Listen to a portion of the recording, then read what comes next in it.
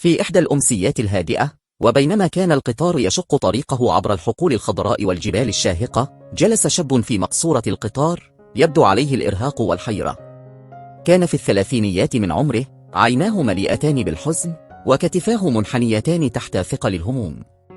بجانبه جلس رجل في منتصف الخمسينيات من عمره، يرتدي نظارات عريضة، وكان يحمل ملامح وجه هادئة وعميقة.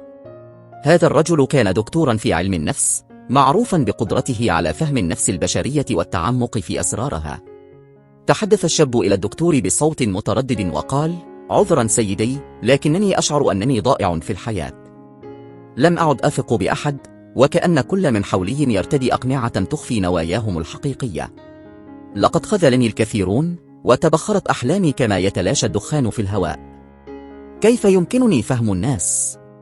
كيف يمكنني حماية نفسي من خداعهم؟ نظر الدكتور إلى الشاب بعينين مليئتين بالتعاطف، وابتسم بهدوء وقال: أفهم شعورك يا صديقي. الحياة أحيانا تبدو كقطار يسير بسرعة، ولا نعرف إلى أين يتجه. لكن هناك بعض الأدوات التي يمكن أن تساعدك على قراءة الآخرين وفهم دوافعهم بشكل أفضل. ثم بدأ البروفيسور في شرح الدروس للشاب. العيون كمرآة الروح، عندما تتحدث مع شخص، انتبه إلى عينيه. العيون الصادقة تنظر إليك بثبات، وتبث شعورا بالراحة، بينما العيون التي تتهرب أو تتجنب النظر مباشرة قد تعكس التوتر أو الكذب. الابتسامة الصادقة، الابتسامة الحقيقية تبدأ من القلب وتصل إلى العينين. إذا رأيت تجاعيد صغيرة حول العينين أثناء الابتسام، فهذا مؤشر على صدق المشاعر.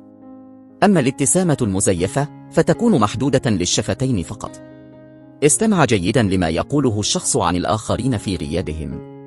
من يتحدث باحترام ويثني على فضائل الناس يكون عادة صادقا وأمينا.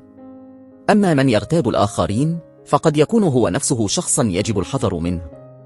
لغة الجسد الصامتة، راقب حركات الجسد، فالكاذب يتململ كعصفور في قفص، وقد تلاحظ ارتعاش أصابعه أو حركات لا إرادية تعكس القلق، بينما يكون الشخص الصادق أكثر هدوءا وثباتا. الاستماع إلى صوتك الداخلي، أحيانا يكون قلبك أذكى مما تظن. استمع إلى إحساسك الداخلي، فهو غالبا ما يقدم لك إشارات دقيقة حول الآخرين ونواياهم. ابتسم الدكتور وأضاف: يا بني، لا تنسى أن فهم الآخرين يبدأ بفهمك لنفسك. كن رحيما بنفسك، وامنحها الوقت للتعلم والنمو.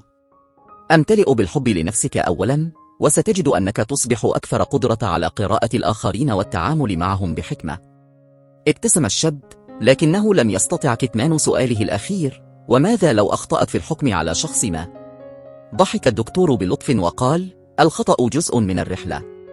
المهم أن نتعلم ونستمر. فالحياة مدرسة، ونحن جميعا تلاميذ فيها. بدأ القطار بالتباطؤ قليلا، وأدرك الشاب أن محطته التالية قد اقتربت.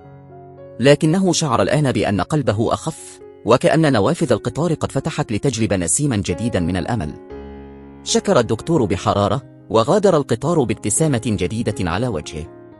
مع مرور الأيام، بدأ الشاب بتطبيق النصائح التي تلقاها. أصبح يرى الناس بطريقة مختلفة، وعادت إليه الثقة بنفسه، وتحسنت علاقاته، وأشرقت حياته من جديد. أعزائي المشاهدين، هذه القصة تذكرنا بأن فهم الآخرين يبدأ بفهمنا لأنفسنا. شاركونا تجاربكم وكيف أثرت هذه النصائح في حياتكم. إذا وجدتم في هذه القصة ما يلهمكم، فلا تنسوا الإعجاب والمشاركة. حتى نلتقي في قصة جديدة، دمتم في سلام ومحبة.